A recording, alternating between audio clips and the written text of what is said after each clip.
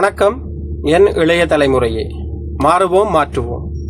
இந்த காணொளியில் பார்க்க இருக்கும் விடயம் இலங்கை வரலாற்றில் இதுவரை காலமும் தோண்டி எடுக்கப்பட்ட மனித புதைகுழிகளும் அவற்றுக்கு நீதி கிடைக்கப்பெற்றதா இல்லையா என்பனவாகும். வீடியோவை ஸ்கிப் பண்ணாமல் பாருங்க. வீடியோக்குள்ளே போவோம். இலங்கையின் நவீன அரசியல் வரலாற்றில் மிகவும் வேதனையான மற்றும் சர்ச்சைக்குரிய விடயங்களில் ஒன்று மனித புதைகுழிகளாகும். 1987 தொடக்கம் 1989 ஜேவிபி கிளர்ச்சி காலம் தொடர்ந்து இடம்பெற்ற எதிர்கிளர்ச்சி நடவடிக்கைகள் மற்றும் 1983 தொடக்கம் 2009 இலங்கை உள்நாட்டு யுத்தம் ஆகியவற்றின் பின்னணியில் ஆயிரக்கணக்கானோர் காணாமல் போனதாக பதிவாகியுள்ளது.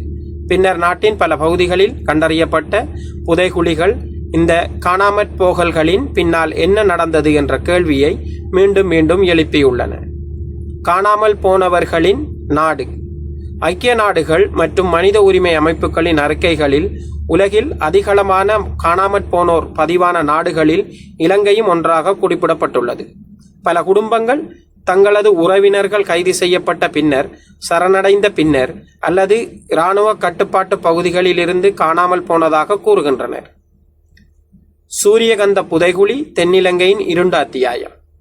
1994 ஆண்டு வெளிச்சத்துக்கு வந்த சூரியகந்த புதைகுழி 1988 தொடக்கம் 89 ஜேவிபி கிளர்ச்சி காலத்தில் காணாமல் போன இளைஞர்களுடன் தொடர்புபட்டது. அக்காலத்தில் ஆயிரக்கணக்கான இளைஞர்கள் கைது செய்யப்பட்டதாகவும் பின்னர் காணாமல் போனதாகவும் குற்றச்சாட்டுகள் எழுந்துள்ளன. இதன் வழக்கு முடிவு. புதைகுழி கண்டுபிடிக்கப்பட்டாலும் அதற்கு பொறுப்பானவர்களாக நீதிமன்றத்தால் குறிப்பிடத்தக்க உயர் அதிகாரிகள் எவரும் தண்டிக்கப்படவில்லை. உண்மை கண்டறிதல் மற்றும் பொறுப்பு கூறல் முழுமையாக எட்டப்படவில்லை. அடுத்ததாக மாத்தளை புதைகுழி 150க்கு மேற்பட்ட எலும்புக்கூடுகள். 2012 ஆண்டு மாத்தளை மாவட்ட மருத்துவமனை வளாகத்தில் கட்டுமான பணிகளின் போது 150க்கும் மேற்பட்ட மனித எலும்புக்கூடுகள் கண்டுபிடிக்கப்பட்டன. நீதி மருத்துவ ஆய்வுகள் அவை 1986 தொடக்கம் 1990 கால பகுதியைச் சேர்ந்தவை என காட்டின. இது இரண்டாம் ஜேவிபி கிளர்ச்சி காலத்துடன் தொடர்புடையதாக கருதப்படுகிறது. அதன் சர்ச்சை. அந்த காலகட்டத்தில் மாத்தளை பகுதியில் இராணுவத்தின் முக்கிய பொறுப்பில் இருந்த அதிகாரிகள் குறித்து அரசியல் விவாதங்கள் எழுந்தன. இருப்பினும் பொறுப்பு நீதிமன்றத்தில் நிரூபிக்கப்படவில்லை. வழக்கு முடிவு. குற்றவாளிகள் யார் என்பது நீதிமன்றத்தில் நிரூபிக்கப்படவில்லை. எந்த முக்கிய தண்டனையும் வழங்கப்படவில்லை. அடுத்ததாக செம்மணி புதைகுழி இலங்கையின் மிகச் சர்ச்சைக்குரிய வழக்கு.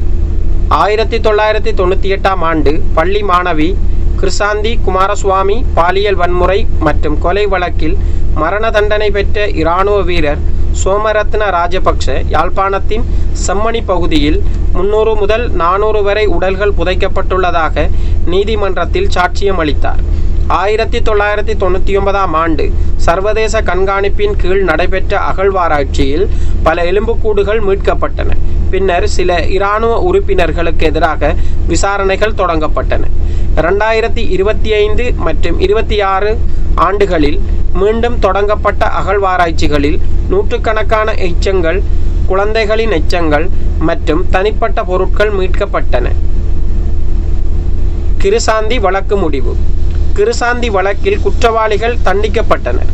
ஆனால் செம்மணியில் புதைக்கப்பட்டதாக கூறப்படும் நூற்றுக்கணக்கான காணாமல் போனவர்களின் மரணங்களுக்கு யாரும் இதுவரை தண்டிக்கப்படவில்லை. பல விசாரணைகள் தொடங்கப்பட்டாலும் இறுதி தீர்ப்பு இல்லை. மன்னார் புதைகுழி.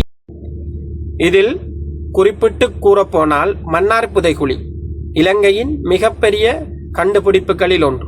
மன்னாரில் 2013 மற்றும் 2018 ஆண்டுகளில் இடம்பெற்ற அகழ்வாராய்ச்சிகளில் 300க்கும் அதிகமான எலும்புக்கூடுகள் கண்டறியப்பட்டன.